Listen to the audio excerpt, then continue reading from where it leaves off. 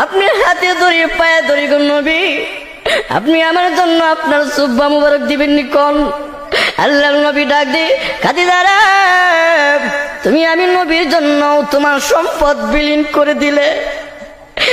খাদিজা, আমি নবী ওয়াদা দিলাম তোমার জন্য আমি নবীর জুব্বা তোমার কাফন দাফন হিসাবে আমি নবী দিয়া দিব। নবী 2 নাম্বার শর্ত দিল, নবীজি আপনি আবার আমাকে কাফন দাফন করে কবর রেখা আপনি নবী আসবেন, আপনি নবী আসবেন না।